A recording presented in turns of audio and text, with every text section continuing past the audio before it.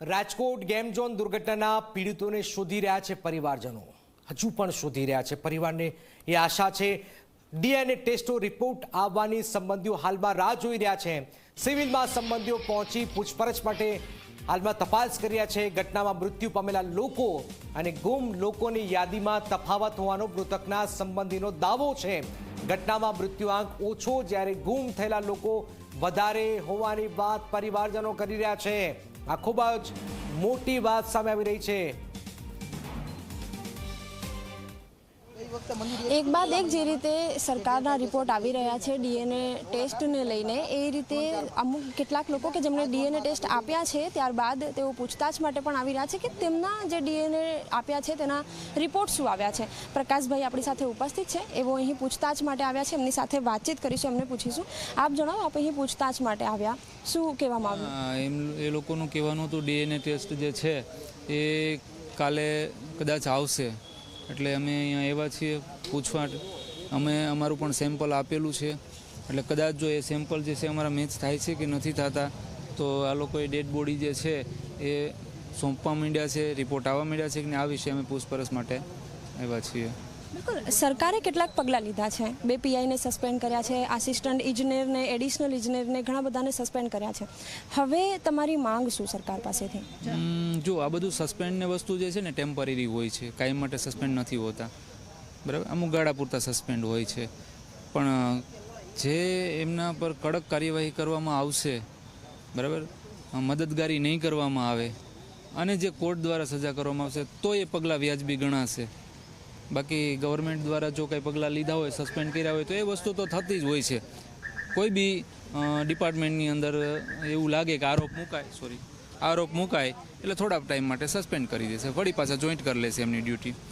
એટલે એનાથી કોઈ ફેર નથી પડવાનો. તમારા હિસાબે ન્યાય કઈ રીતે મળી શકે? ન્યાયમાં તો એવું છે કે જે મિસિંગનો આંકડો જે છે અને ડેડ બોડી જે છે, ડેડ બોડી ઓછી છે, મિસિંગનો આંકડો ઝાઝો છે. તો જેટલો ડેડ બોડી છે એ પ્રમાણે મિસિંગના આંકડા મુજબ આપી દેવામાં આવશે તો બાકીના લોકોનું સર્ચ જે છે એ આ લોકો કઈ રીતે કરશે, શું કરશે? એ લોકો વેઇટ તો બધા કરે છે ને મિસિંગવાળા. તો અમને એ પણ સવાલ છે કે કદાચ ચાલો કે આમાંથી કોઈ વ્યક્તિ જે છે એમનું ડેડ બોડી મળી તો એમાંથી 27 જણા છે જે મિસિંગમાંથી 27ની મળશે, બાકીના તો એમની ડેડ બોડીનું શું? કદાચ એ લોકો માનો કે એમાં નથી આવ્યા, ઝપટમાં નથી આવ્યા, આગમાં નથી આવ્યા, અથવા તો એ વ્યક્તિ હયાત છે અને ક્યાંય ગુમ થઈ ગયા, અથવા તો એમને લાપતા કરી દેવામાં આવ્યા છે, આવું પણ બની શકે. તો એના વિશે માહિતી મેળવે અને જણાવે. સરકાર પાસેથી હવે અપેક્ષાઓ શું? જેટલી ખાલી નાની માછલીઓ પકડવામાં આવે કે પછી છેક સુધી દાખલો બેસાડવામાં આવે?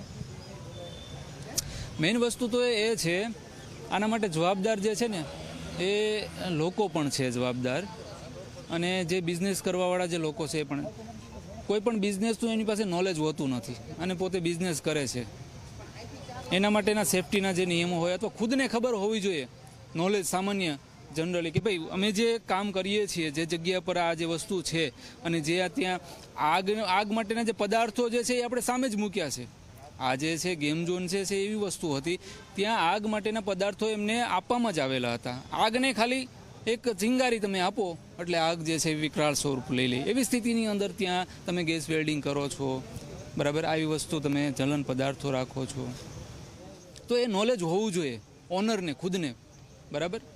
એટલે આ નોલેજની કમી છે, લોકોમાં કમી છે, ઓનરોમાં કમી છે, જેના કારણે આ વારંવાર આ ઘટનાઓ બધી બને છે. બિલકુલ, તો ન્યાય આપવામાં આવે, પરંતુ માત્ર નાની માછલીઓ પકડવામાં ન આવે, સાથે જ એવા દાખલા પણ બેસાડવામાં આવે. બીજી તરફ કે મોટા પાયે જે રીતે વેપાર ચાલી રહ્યું છે, જે રીતે માત્ર પૈસા કમાવાની લાગણી લોકોમાં છે એ ઓછી થાય અને એની સામે અવેરનેસ પણ લોકોમાં પોતાના જે જવાબદારી છે, પોતાની જે ફરજ છે એને લઈને આવે, તે ખૂબ ઈચ્છનીય છે. કેમેરામેન ઉમેશ પરમાર સાથે સપના શર્મા, ઝી 24 કલાક, રાજકોટ. જો આ વ્યક્તિએ જે વાત કરી છે બહુ જબરજસ્ત વાત કરી છે. જેની પાસે નોલેજ નથી એ લોકો ધંધો કરી રહ્યા છે, એ લોકો બિઝનેસમેન બની રહ્યા છે, એને નીચે શું છે એની કશી જ ખબર નથી, અને આવી રીતે તો આપણે આગ લગાવી દઈએ છીએ.